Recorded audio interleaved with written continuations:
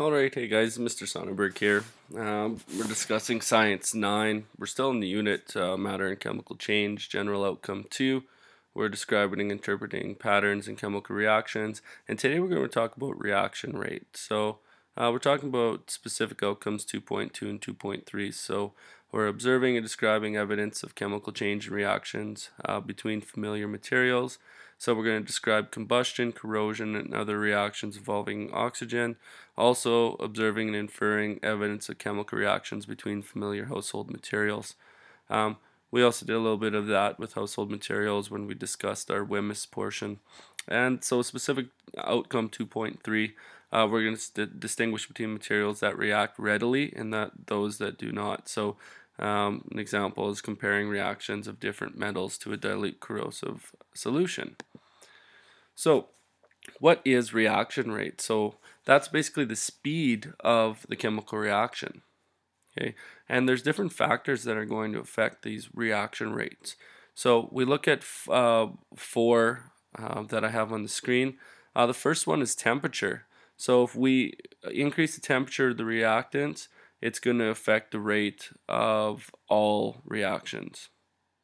Okay, so the higher the temperature, the faster the reaction rate. Now, the other is surface area. So the surface area of the reactants affects the reaction rate. So the more surface in contact, the faster the reaction rate. So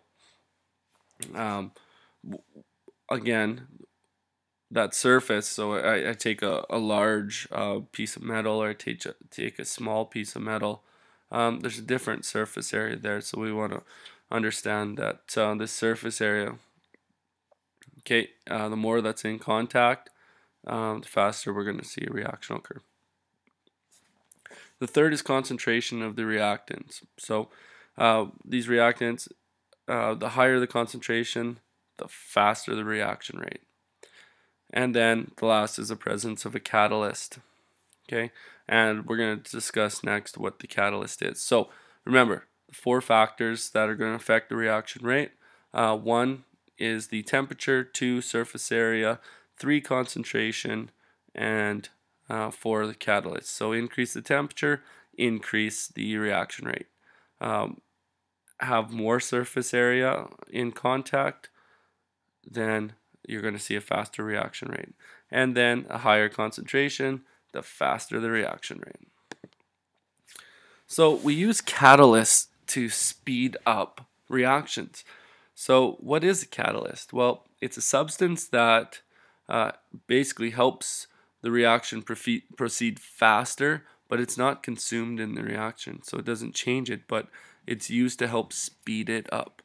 So we find both these types of reactions, or reactions involving catalysts, in both living and non-living things.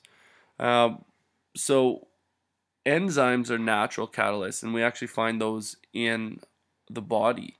And so what they do is they react and create these reactions, and they break down the foods in our body, right? We always break down the foods. We get rid of the waste, things we don't need, and we keep all the nutrients and such that we need to survive. But these enzymes also get rid of the poisons, and they help our body to cleanse somewhat. So catalase, that's an enzyme found in plant and animal cells. So it speeds up the breaking down of hydrogen peroxide into harmless oxygen and water. So now on the opposite end of the scale, so if we're using catalysts to speed up the reaction, on the opposite end, what we're going to do is we're going to use what are called inhibitors. And they're actually going to slow down the reaction. So inhibitors are substances that slow down chemical reactions. So plants have natural inhibitors in the seeds. And so what that's going to do is it's going to prevent germination until it meets the right conditions, or the right conditions are present for germination to proceed. We use inhibitors, and they can be added to foods to slow down their decomposition. So we don't want foods to spoil quickly, so we add inhibitors to preserve them somewhat, make sure they don't break down.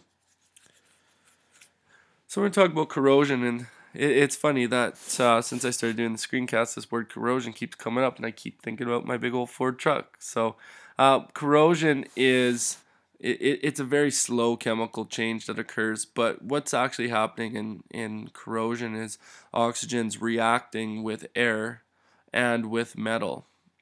Okay, and so this chemical reaction's occurring um, where the metal is becoming decomposed and it's being eaten away.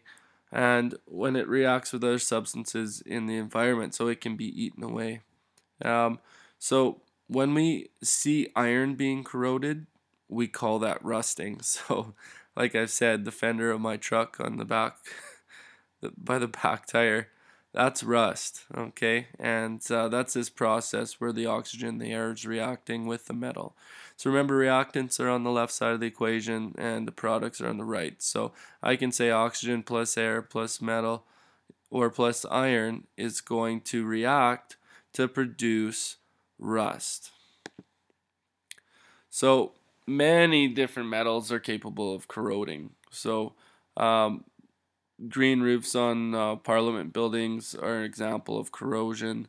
Red, brown, copper color is replaced with the green color because copper corrodes. The gold does not corrode, but solid solutions of metal and alloys resist corrosion. So there's certain things we can do to prevent corrosion. Um, I know one when I built my house. Actually, when my wife and I actually built, um, I remember my dad who helped us build said I need to go get some spikes. I came back and I had the wrong ones because what he said was, and he said, well, you need to go back and you need to get some galvanized spikes. As he said, if you want your house to stand, you need galvanized coatings on your nails or your spikes because if not, they're just going to rust and corrode and your house is going to fall apart. So I went back to the hardware store and I made sure I got some galvanized nails, and I haven't forgot that since. So different ways of preventing this corrosion. So we have corrosion protection. So we can paint the metal. So we're protecting the metal from contact with the environment and then the factors that could affect the rate of reaction, okay, of this corrosion chemical reaction. So the other thing, just like I talked about, is we can coat corrosive metal with a thin layer of zinc, and that process is called galvanization. The process of coating corrosive metal with another metal through electrolysis, and you can find that at page 110 of your textbook, that's called electroplating. So we take this metal, and through the process of electrolysis, we electroplate it, okay, and we coat it, and it's just another way that we can protect it from corrosion, and we can protect it from this rusting. Okay, so we've talked about corrosion. Now we're going to talk about combustion. Okay, so this is highly exothermic, so release of energy, exothermic combination of a substance with oxygen. So we're giving off heat, we're giving off energy, we're releasing energy. So combustion requires heat, oxygen, and fuel. So let's look at products of combustion. Okay, so what's produced? So the burning of propane, C3H8, in a barbecue is an exothermic reaction. Okay, so it's giving off that produces heat to cook the food. And I love the barbecue. Barbecue year round. I love that thing. And if the heat is too intense, then the products being cooked will be changed into pure carbon. So the meat will be burned. Okay, so products, we're creating heat, but um, if the heat gets too intense, then we're going to actually burn the meat. So products of combustion are not always beneficial. So we burn fossil fuels. We know of some of the environmental conditions. And actually, the next unit we're going to talk about is environmental chemistry. So we're going to be talking a little bit about the burning of fossil fuels, so such as propane. We're going to produce carbon monoxide, carbon dioxide, sulfur oxides, nitrogen oxides, smoke, soot, ash, and heat. And some of these products are actually pollutants, and they can cause some harmful effects to the environment.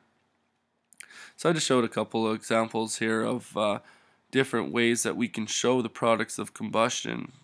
Okay, so propane, um, Okay, and such. So again, we have some sources here. Great source here to get some information. Um, some other relevant videos on YouTube I have here that I recommend you watch just to become even more familiar with the material. They have some good diagrams and such. Go through the materials. I know it was one way I always learned was to watch videos, video clips, and also to get different perspectives, different voices. Sometimes it was nice just to have that different perspective. So again, we discussed the effects of corrosion, so kind of like my truck. Talked about how to coat to prevent corrosion, a little bit about combustion and such. So hopefully this helps you to understand the specific and general outcomes we were talking about at the start of the screencast. Okay, thanks.